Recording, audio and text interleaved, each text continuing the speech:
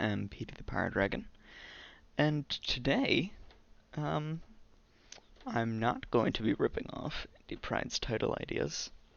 Kind of. Just a little bit. I'll be doing it a little bit. So, today we're going to go over the Decadent Host sub-faction for the End Times. They're a unique faction created by the Duke, with a whole lot of their own stuff and a lot of very interesting things to go over. And this is all about me giving you guys a nice little rundown. So, what is the Decadent Host to start off with? Well, the Decadent Host is merely a collection, or rather cabal, of chaos sorcerer lords, and various wizards. And they're all headed by this guy, Prince Sigvald the Magnificent, his beautiful base states, his heroic killing blow, and, slippery. They're a mix between Chaos and Norsca, and they can kind of play like that pretty cleanly. So, if I am to kind of give you a rundown of a lot of their unique units. So they have all of the Norscan Marauders. If I am to go through, they have Huskarls, they have Champions, all of these guys. From the Chaos Axe Marauders to the Chaos Marauders to the Great Weapon Armor-Piercing Berserkers to the Marauder Spearmen, the Huskarls with their nice little Guardian, and the Champions. You'll find these being a pretty good core of infantry, generally speaking.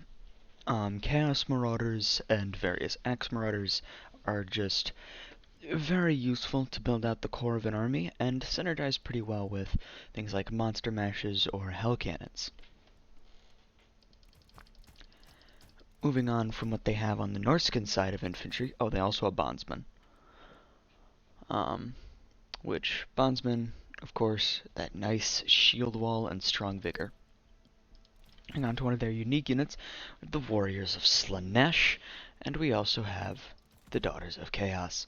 So, the Warriors of Slaanesh are a strong vigor unit with the Mark of Slaanesh.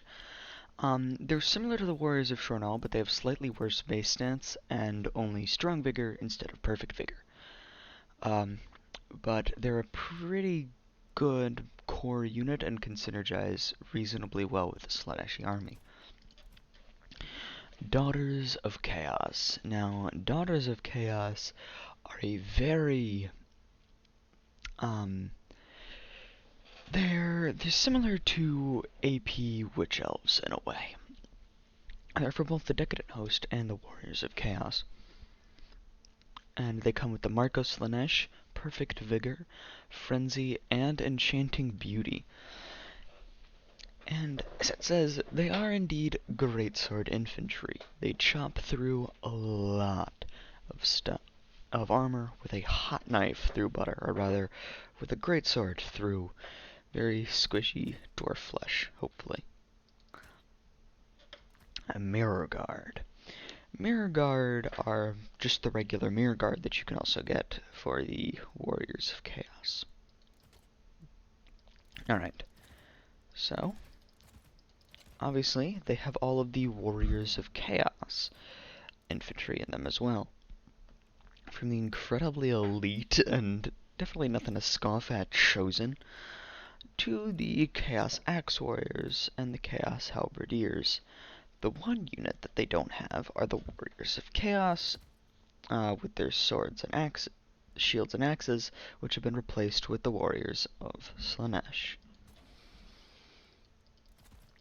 Moving on to their missile infantry. This is perhaps one of the biggest areas where the Decadent Host can kind of shine over, well, regular Chaos, because while they're not as straight up tanky, they do have a lot of powerful missile skirmisher options. Everything from the kind of hybrid unit of the Hunters with their nice little expendable trait, your close quarters armor-piercing Marauder Hunters who can really chunk through high armor quite easily and are actually great against monsters.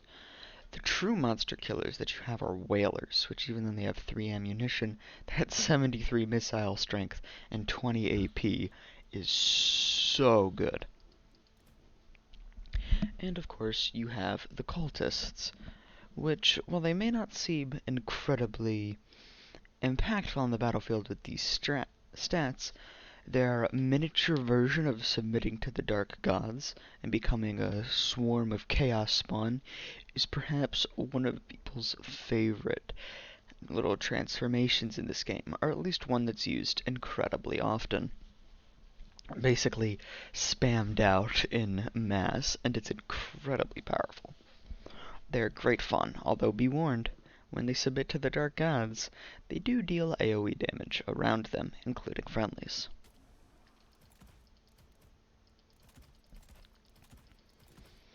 Now, most of these units, there isn't a whole lot to mention here, because these are almost all Chaos, Missile, and Cavalry and Chariots. But there's a notable exception. Wildkin. Strong Vigor, Charges Home, Frenzy, and Rage, plus 70 melee attack and 45 charge bonus base. These guys are really strong. With 93 speed, if you're looking to cut through, generally speaking, hordes of low armor or even higher armor units with an AP of 10, anything that isn't elite well armored, these guys will be able to do quite well against, and they can cut through them pretty easily.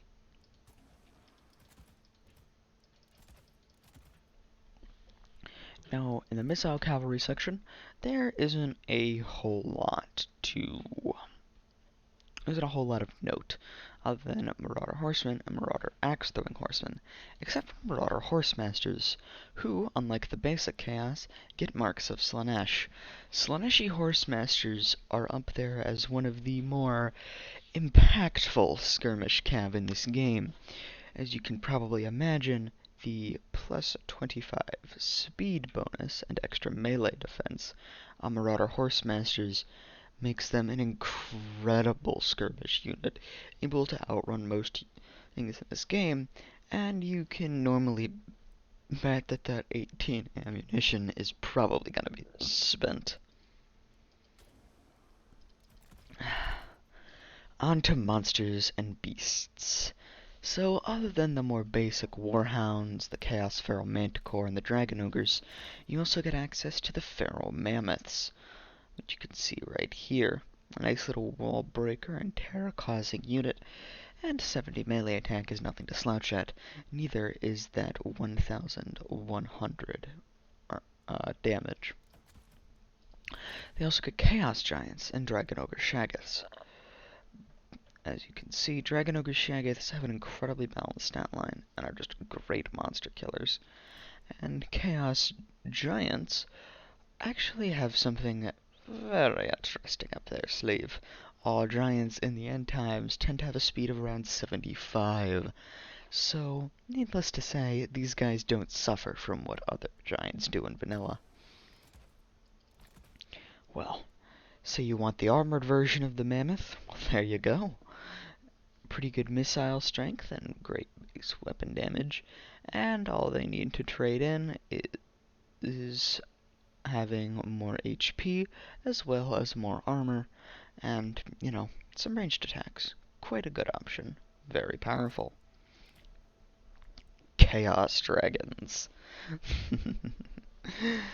Single entity Chaos Dragons are incredibly strong in the end times. Everything from their 25% missile resistance, their terror, their dark fires of chaos, their 100 armor, their 85 flaming melee attack, and 50 melee defense. These are some of the cream of the crop when it comes to dragons.